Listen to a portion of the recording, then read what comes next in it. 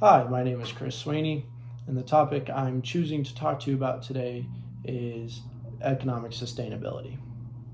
The majority of America is not financially prepared to deal with an unexpected economic crisis, one like the coronavirus, that lasts greater than 30 days.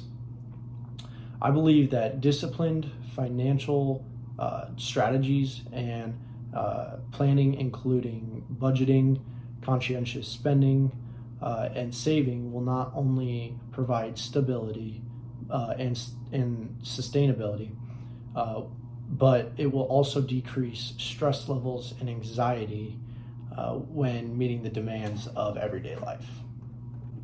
One of the biggest and most common reasons for debt is living paycheck to paycheck. 74% of all Americans, of all employees across the United States, say they are living paycheck to paycheck, according to the Nielsen study. Now, this is not a good way to live financially or for your health reasons, for your body. In fact, according to NBCnews.com, living paycheck to paycheck can increase the chance of developing a heart-related issue or heart problem later on in your life. One of the second biggest problems in the debt and finance world is that there are too many Americans that rely way too heavily on their credit cards. According to LendingTree.com, as of 2019, Americans have about $815 billion in credit card debt. And that's only held by 67% of the population, of the total population. Now, the economy needs people to spend money at stores like Walmart and Target to keep the stocks up and keep the stocks to hold their value. And this leads to people maxing out credit cards and hitting credit limits. And this allows people to acquire a bunch of debt and have a bunch of debt to pay off. Now they have no money to spend towards the economy and to help increase tax revenue, to help public schools be funded, and to help the cities fund public parks and public areas and just the overall development of the community. And the cities can't do that without the tax money that the taxpayers pay with.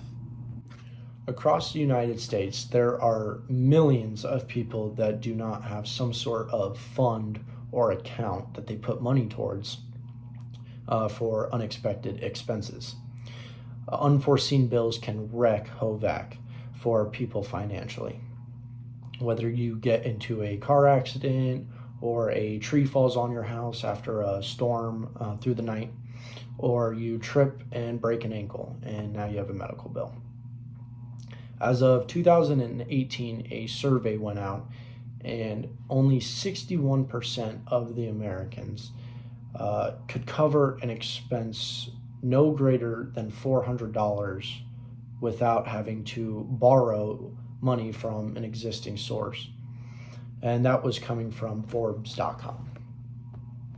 Now that we've talked about some of the problems, let's talk about some of the solutions. So a solution that could fix the problem to living paycheck to paycheck would include allocating money towards certain expenses.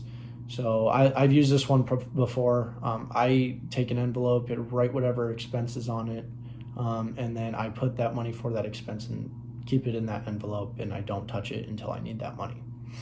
Now, I can say this is a very effective way of living debt-free or trying to live debt-free, trying to get out of debt. And this is important. This is an important skill you're going to need in life, because some days or some weeks or some months or some different time out of the year, you're going to need more money, more spending money, or more money in different areas. So for example, Christmas time. Christmas, you're buying a lot of presents for people, whether it's family or friends.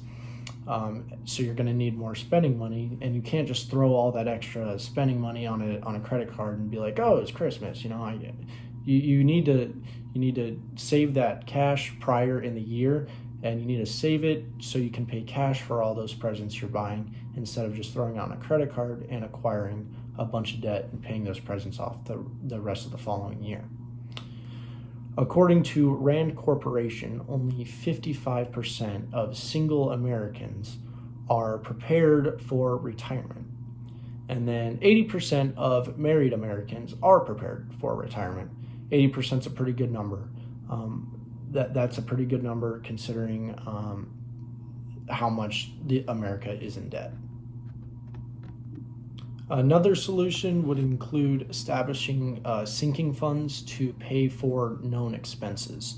So this goes along with paying cash as well. So known expenses would include cars, furniture for a house, or a vacation, anything in that kind of nature. So utilizing cash instead of a credit card in this instance is a much better choice because you don't acquire as much debt.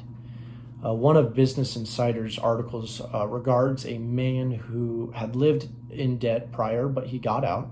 And after he was out about a year, they asked him a few questions about how he feels, how he lives, and whatnot. And his advice was that if someone has the opportunity to live debt free, they absolutely should. And I agree with this, and I think that living debt free and having financial freedom will increase someone's happiness, but the quality of life will also increase too.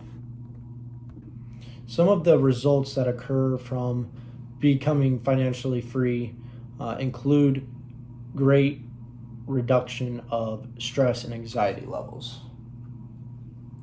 According to the American Psychological Association, 60% of Americans say they feel less stressed or their overall family feels less stressed when they achieved financial freedom or when they became debt-free. Living debt-free may seem impossible to many, but it'll prioritize your happiness and will restore your happiness and satisfaction over a career choice or an extra zero on your paycheck.